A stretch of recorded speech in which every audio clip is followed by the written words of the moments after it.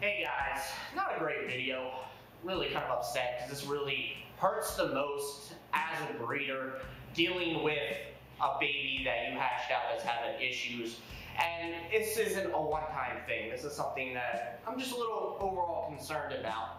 And I do think it stems back to Aces, because if you guys follow the channel, one of my male Ackies that I was really close to passed away several months ago, and it was something genetic, and I think this could be why a couple of the babies I've hatched out from him and Dell, who's been the pair, have kind of had these issues. So sorry, mine's everywhere, but this is the second baby Ackie from this pairing that is showing signs of gout.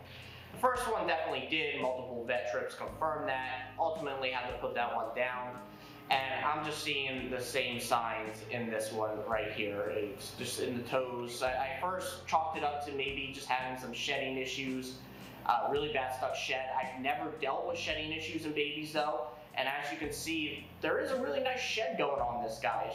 You know, it's not like there is a stuck shed. So that really makes me think it's not that. If you can see the fingers, I'll put some pictures up. Especially more recent pictures that you'll see. There's white bubbles kind of on the toes, and so it looks like gout. And I'm sure when I get this guy to the vet, it's going to be confirmed as such. I'm just really disappointed, guys. But like I said, I think it stems from Aces. It's only been Aces and Dell babies that have developed it. Now, it's only been like 2 babies out of like 50 of them. So it's not a very high percentage. It's very low. And I've never heard any problems from anybody I've ever sold Aces and Dell babies to before. With, you know, in the future, none of them passing away, any issues like that. But still, 2 out of 50, too much for me. Especially because I don't hear other breeders dealing with this. You know what I'm saying? I definitely think this is just a genetic issue I'm dealing with. Now, luckily, Aces and Dell aren't together anymore. Dell's going to get a new mate at some point, and then hopefully these should stop, because I do think Aces was the problem in the equation. But I'm sad for this little guy. I mean, when I went through this the first time, it was really hard to deal with. I was told that they were in a lot of pain. Gout's not that great. Gout is definitely not one of the optimal problems you want to have in a reptile. It's just almost like very severe arthritis almost, and it usually always leads to them being put down. And it's just sad that a little guy who really hasn't had much of a chance at life just yet to experience it is not going to be able to experience it and go to a good home. This guy had an owner who's been waiting throughout the winter, just really excited, and I had to cancel that. And you know, I don't know. It's a sad part about breeding. I hate it. And I know other breeders, while it might not be gout directly, deal with stuff where babies die and things happen. I mean, genetic abnormalities are just a thing.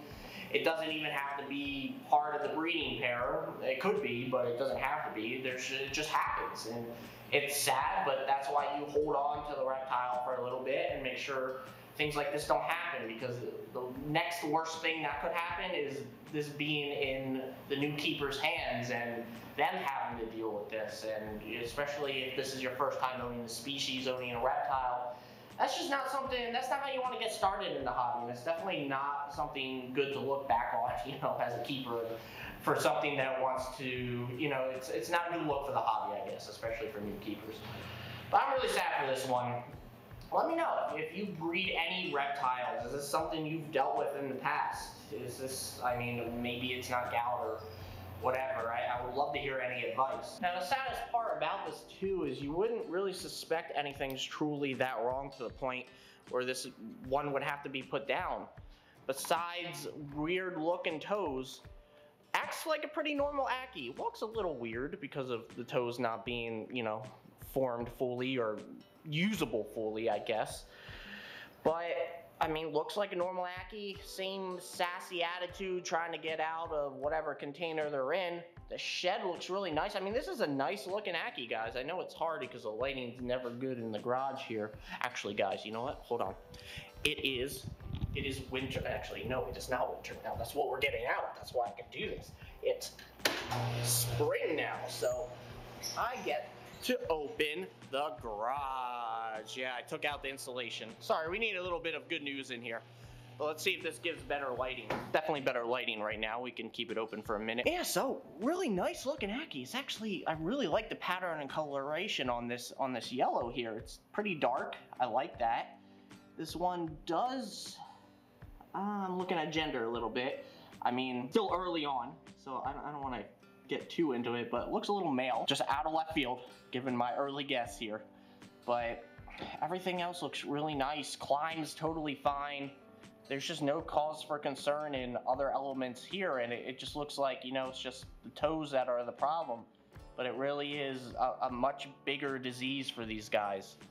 And any reptiles, truly. A bright side to this is that, you know, I'm not really concerned about it being something I'm doing. Obviously, that anytime something with a reptile of yours occurs that's negative, you immediately get worried that it's your fault and you do something. That's just a natural thing being a caretaker and caring about these guys really does, you know? So the one uplifting thing, I guess, is that I do think this gives more evidence towards Aces having a genetic issue that led to his early passing, which, you know, comforts me a little bit that there was not much I could have done about it. And then with the previous Ackie having gout, I think now that this one looking like it has gout makes me think that these are all tied together. And, you know, maybe I wish I could have caught on to this a little bit earlier. If I had enough evidence, definitely probably would have separated Aces and Del from breeding and been able to look in that further, because, you know, I don't want to breed a line that's just not genetically there and has a predisposition to having issues, obviously. Luckily, I mean, not luckily, I would do anything to have Aces back, but there's no more babies coming from Aces, I guess is what I'm trying to say. Sorry, it's still not easy to talk about Aces, but Del's gonna be having a new mate. I don't think Del's part of the problem here, and I still will be keeping an eye on her babies in the future just to make sure, because, you know, I want to be super careful. It's just sad. This whole thing's sad, especially such a good-looking baby, and I don't know, they're such goofballs at this age. It's just, I don't know, it's sad. I keep saying it's sad, but it is. On the flip side, guys, since we can open up the garage now, I am able to put together the Dragon Howls enclosures. I love saying howls like that. I like emphasizing it, so don't call me out on that in the comments. And I gotta say, guys, you know, you never know sometimes what you're gonna get with enclosures, and all my enclosures that are PVC previous to this are animal plastics, and they do their job. I mean, the T100 I really like. This is definitely a great enclosure. But I gotta say, animal plastics, while you have amazing prices, long lead times, but while you have good prices, I do not like these enclosures. I hate real glass. I want plexiglass on everything. I've chipped and banged up so much of these. It's so heavy, especially with dirt falling through. I don't know why you go all the way to the bottom with these. It's just, you know, I'm not a fan of this style enclosure. Now, some of you might be, I am not. But the Dragon House enclosure, I mean, these are plexiglass. I love that. I'm happy with that. I love how it just looks. It looks almost like cinematic. I don't know if that, like, it's like, what's the, I don't know, you would think I would know these terms being an editor in some regards for YouTube, but where it's kind of just like, you have those black bars below and above, I'm describing as such newbie, above the video or whatever you're watching, I don't know. But it just looks really nice. And this is one of two. I'm gonna be building another tonight, and then I'm gonna be putting a sealant on them. And maybe look inside, putting sealant on. You can't see anything though, so I don't know why I cared to do that. And then after 24 hours, I'll be at least setting one of these up, because that's gonna be LG's new home. LG being that little cutie right here. And then this enclosure is going to be the official #1 baby enclosure. And then I'll have like the 40-gallon as a standby. So, you know, got to get some good news in on these type of videos. I really like how this came out though. Anyway guys, if you went to Tinley, I hope you had a good time. I wish I knew so many people were going, because then I would have went. But I will probably definitely be going to the one in October. I'm officially starting my job on Monday, and I've been waiting for 6 months for security clearance for that job to start it. So it's been quite a pain and been pinching some money. But you know, I think I'm going to be able to do a lot more traveling now and stuff, and hopefully do some cool things with the channel with actually being able to afford life now. So anyway, on the other side of things, I'll let you guys know how things change and go with the little dude here. And if, you know, this guy, I hope this guy makes it. If they do, I probably will be looking for a home for this one still. Severely discounted, of course, and with the understanding that, you know, this one might have some disabilities and might need some care, or more particular care, in the future and moving forward. So if you're interested in sort of that type of Ackie or Reptile, and, you know, let me know, I guess, and I'll keep you updated on how this little one proceeds, and hopefully this guy, you know, has a long, long life.